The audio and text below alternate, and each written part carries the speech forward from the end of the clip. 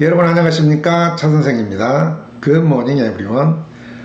발음은 발음하다. 이 말은 영어로 pronounce 이렇게 말하죠. 이 단어는 어떻게 발음합니까? How do you pronounce this word? How do you pronounce this word? 이렇게 말하죠. 또는 발음은 명사로 pronunciation 이렇게 말합니다. 그러나 미국 사람들은 상대방이 발음이 좋지 않거나 억양이 심하면 accent라는 말을 씁니다. You have a heavy accent on your English. You have a heavy accent on your English. You have a heavy accent on your English. 또는 You have a terrible accent on your English. 이렇게 말합니다.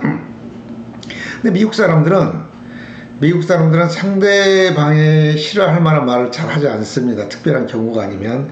그래서 영어가 몇 마디만 잘해도 Oh, you are speaking English very well. You are so good at English. 이렇게 칭찬을 많이 합니다. 그래서 제가 한국 사람들이 또는 한국 사람뿐만 아니라 외국인들 발음이 억양이 좀 심해도 You have a heavy accent on your English 이런 말을 하지 않습니다. 사실은. 그래도 이제 내가 I think I have a heavy accent on my English.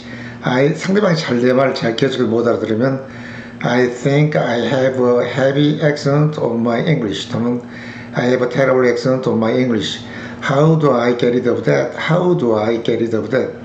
어떻게 그것을 없앨 수 있습니까? 이런 말을 할 수가 있겠죠. 그럼 미국 사람들이 미국 사람들도 영어는 잘하겠지만 선생은 아니니까 여러 가지 말들을 해줍니다.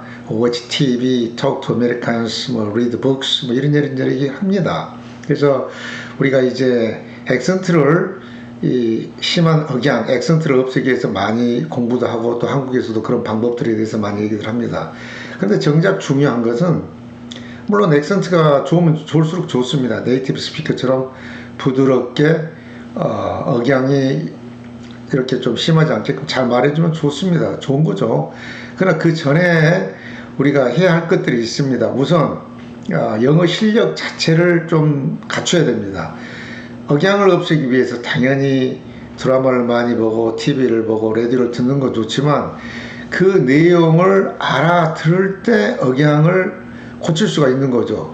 내용을 모르면 그냥 소리로 들릴 뿐이지 우리가 억양을 고칠 수는 없습니다. 예를 들어서 TV쇼라든지 라디오를 들을 때 내용을 알아들으면 저럴 때는 말을 강세를 일으켜 주는구나 이런 식으로 말을 붙여서 연음으로 발음을 하는 거라 이런 게 들릴 수가 있지 내용을 모르는데 그걸 알아들을 수가 없잖아요. 그래서 먼저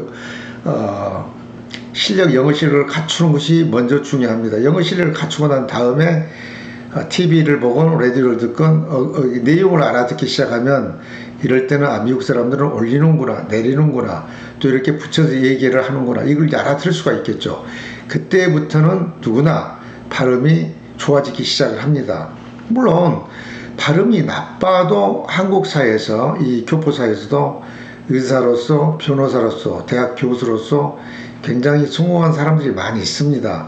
발음보다는 내용, 영어 실력 그러니까 능력이 중요한 거죠. 그래서 발음에 집착하는 것은 좋지만 먼저 영어 실력을 향상시킨 것이 좋지 않을까 이런 생각을 해봅니다. 영어 실력이 향상되면서 자유스럽게 자기가 하고 싶은 말을 영작을 하고 상대방 말을 잘 알아듣기 시작하면 그리고 책을 거리낌 없이 읽기 시작하면 그때부터는 발음에 신경을 씁니다. 그러면서 발음 공부를 본격적으로 공부를 합니다. 그럼 누구나 쉽게 크게 힘들지 않고도 발음이 좋아지기 시작합니다. 발음 때문에 힘들었던 사람들 있죠. 미국에서는 닉슨 대통령 때 헨리 키신저 분이 14살 때 독일에서 왔는데도 발음이 좋지 않아서 굉장히 고생을 했던 그런 사람이기도 합니다.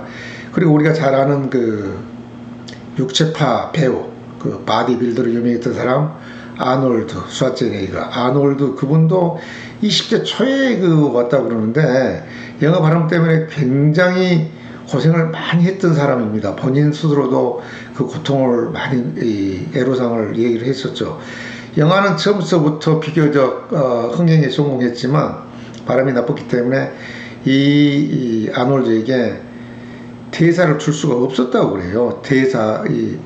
대사를 그래서 말을 전혀 하지 않고 액션으로만 했는데 우리가 잘 아는 영화 터미네이터에서는 정말 대사를 많이 주고 싶었는데 감독이 영어 발음이 나쁘고 워낙 억양이 심하다 보니까 딱 한마디만 줬다고 그러죠. 그 말이 I'll be back, 돌아올 것이다.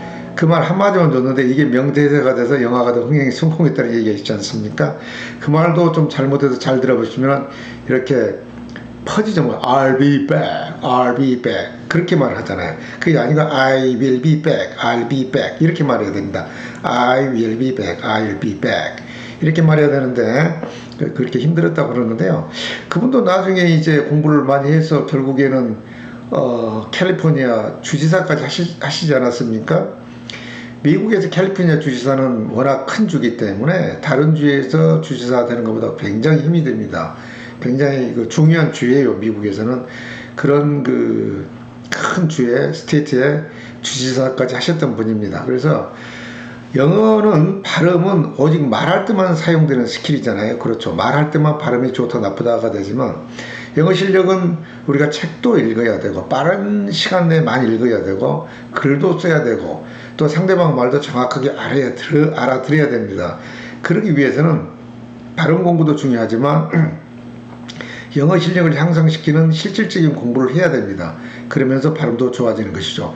발음에 집착한다는 것이 나쁘다는 것은 아니고 네이티브 스피커처럼 부드럽게 말하는 것은 좋은 겁니다. 저도 그렇게 알고 있습니다. 그러나 그보다도 발음 공부를 위해서 많은 시간과 노력을 투자하는 것보다는 우선 영어 실력 자체를 높이다 보면 이 발음 문제는 반드시 해결되게 되어 있습니다.